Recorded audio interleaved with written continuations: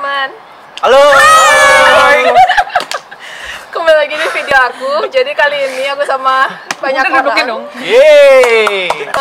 Apa ya, kita mau ngomongin mungkin perbedaan stage kuliah di Australia. Ya, jenjang pendidikan maksudnya. Ya, Iya. lebih tepatnya perbedaan jenjang pendidikan. Karena kita di sini juga ada macam-macam stage-nya, ada yang diploma, terus S1, ada yang S2 sama S3. Esteller.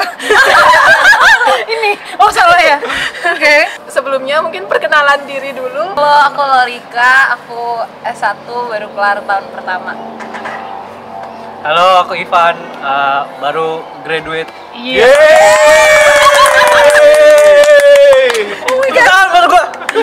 Jurusan apa? Jurusan Computer Science. Oh, tadi Rika jurusan apa? Iya. Aku International Studies.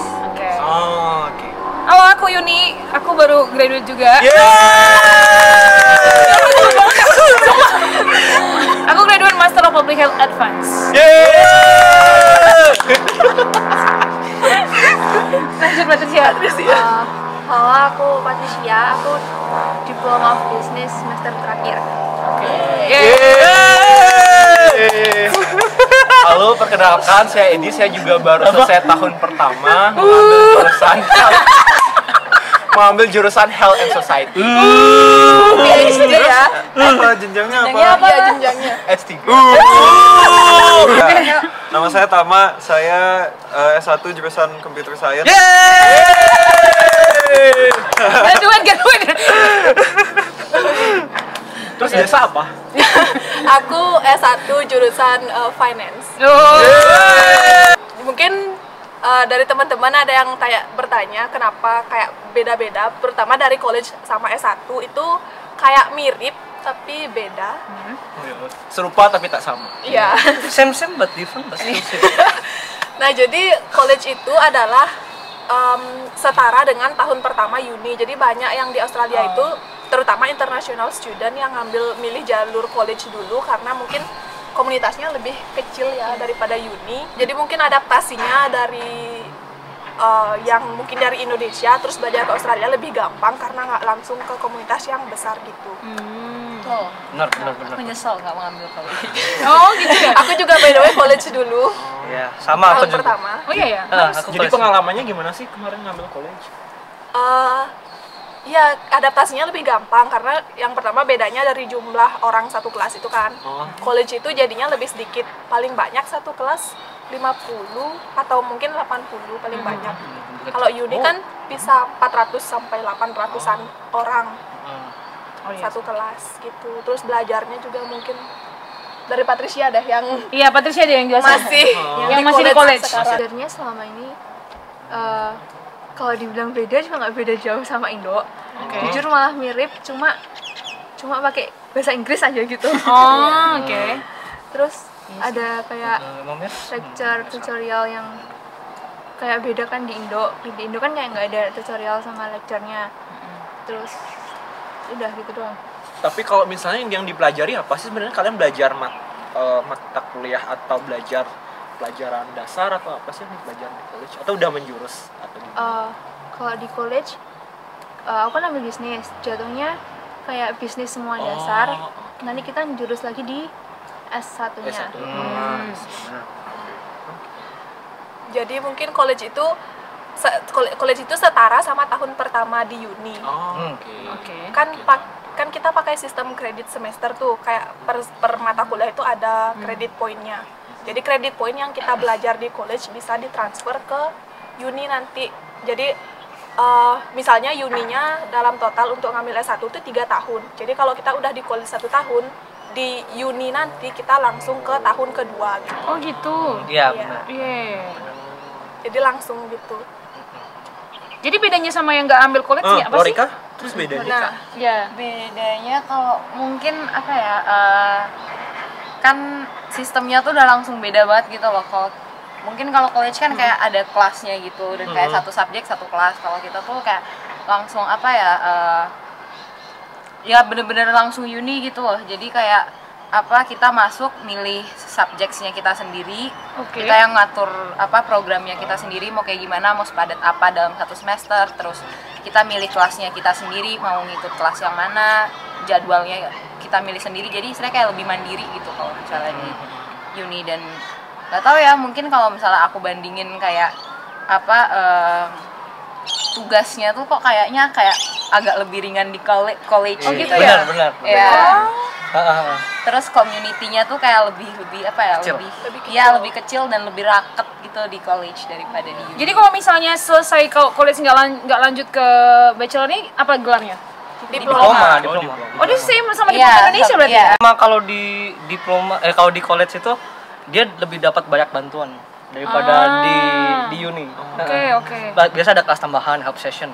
Iya, Oh, kalau gitu di- ya? kalau Iya. di uni. Berarti potensinya nggak bisa milih subjek sendiri? Enggak, subjeknya udah ditentuin. terus Oke. kita tinggal enroll Berarti di benar-benar subjek itu. diploma Indonesia bener. Iya. Dan kalau ada yang mau ke UW College dapat scholarship 50%. Iya. Dia ngomongnya di situ.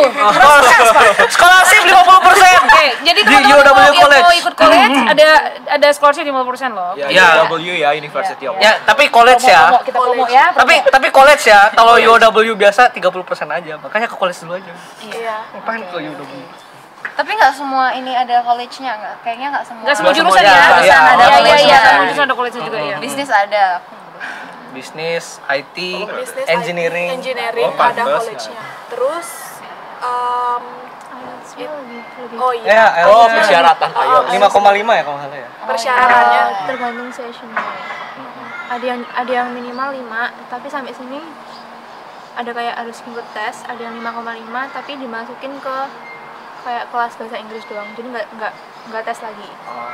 Oke. Oh, benar. Jadi college itu ada pilihannya, ada yang trimester namanya, 1 tahun itu 3 semester.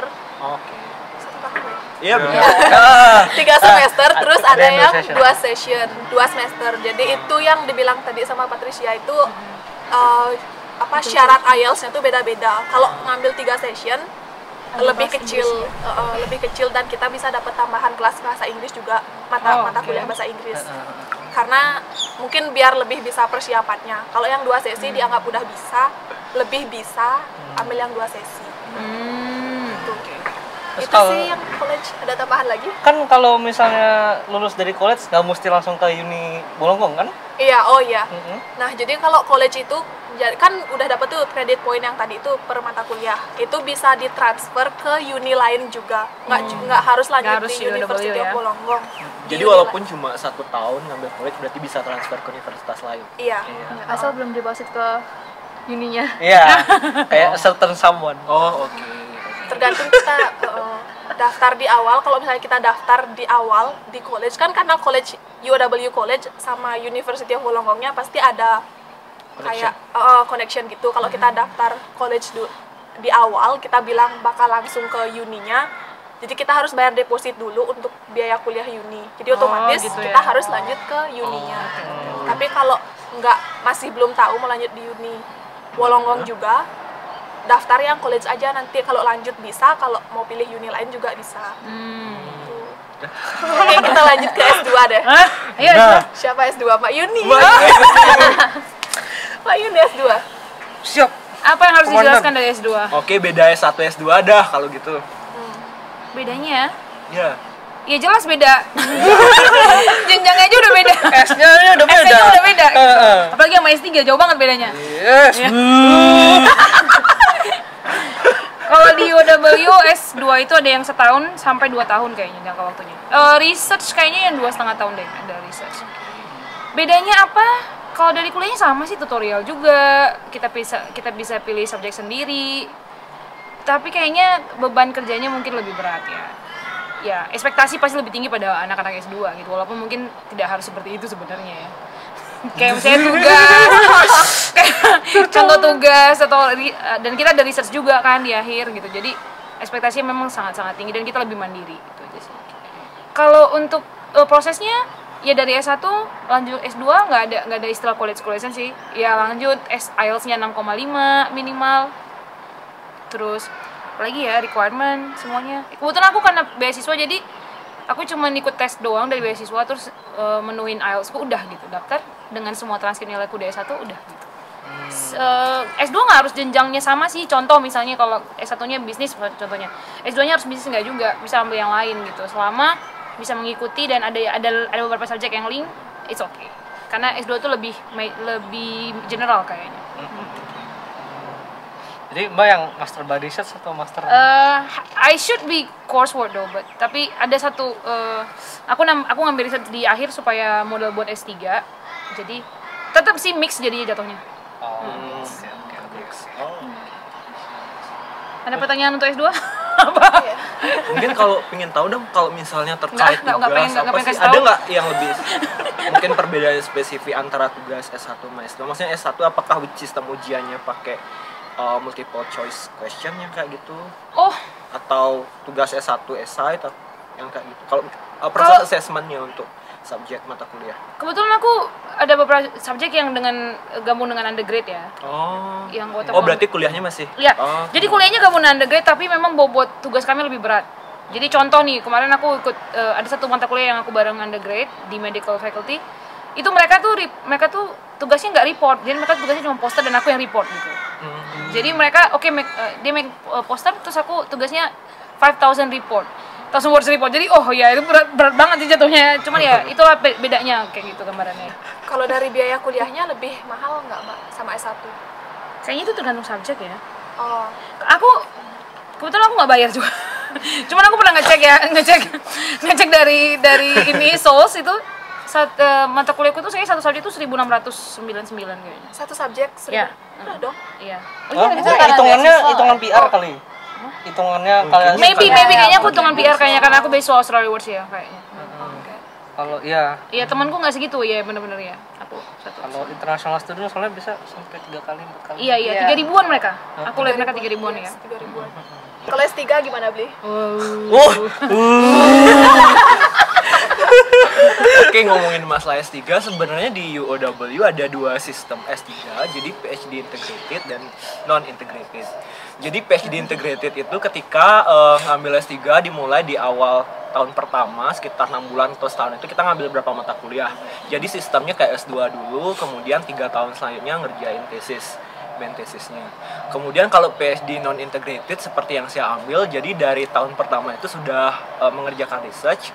Jadi ya selama 3 tahun itu ngerjain tesis, kemudian memenuhi ekspektasi dari supervisor juga untuk publikasi paper. Ya prosesnya mungkin yang cukup membedakan secara signifikan antara S3 maupun jenjang S2 maupun S1 adalah ketika kalian ngambil S3, kalian yang secara mandiri menentukan proses kalian selama perkuliahan bagaimana. Karena ekspektasi sebagai seorang S3 kalian diminta sebagai peneliti mandiri. Dalam artian kita yang menyusun jadwal dari awal, apakah kita mau slow atau mau cepat dalam ngambil S3. Misalnya mau tamat berapa tahun itu terserah. Karena intinya ketika kita punya nanti problem atau masalah terkait dengan tesis ataupun publikasi, di saat itu baru kita komunikasi dengan supervisor. Jadi sangat beda ketika ngambil S1, S2 yang sistem perkuliahannya sudah tertata, terjadwal di tiap semester. Proses asesmennya juga jelas, di setiap selesai kuliah kalian dikasih tugas, kemudian nilai keluar. Tapi dengan S3 kalian menyelesaikan penelitian tesis yang nanti pada akhirnya kalian punya print book tesis, di mana kalian mungkin diekspektasikan untuk publish berapa paper dari tesis tersebut. Jadi ya beda sih, cukup beda antara S3 dan S2. Sangat beda. Sangat beda. Nggak ada lecture tutorial. Cukup beda. Lecture nggak, kalau ngambil PhD non integrated lecture nggak ada, jadi langsung ngambil research selama 3 tahun. Jadi sebenarnya antara kuliah atau enggak, jadi ya dijalanin aja. Saya mau tanya sih Banyak sebetulnya. ngeluhnya ya. Ya nak tamah. Mas Edi kenapa ngambilnya non integrated? Apa alasannya? Nah, jadi kemarin ketika apply ke sini, Biasa aja rumahnya. jadi kemarin ketika apply S3 ke sini, saya juga apply-nya lewat, waktu itu ada wawancara dengan supervisor karena saya apply juga beasiswa. Kemudian setelah supervisornya bilang, oke, kamu kemungkinan dapat beasiswa ini setelah kamu dinyatakan resmi diterima sebagai mahasiswa S3 di University of Wollongong. Jadi saya apply aja langsung ke Wollongong, kemudian nunggu berapa minggu, kemudian hasil assessment keluar, letter of acceptance keluar, di sana ditulis cuma PhD. Saya juga bingung ada mata kuliah atau enggak.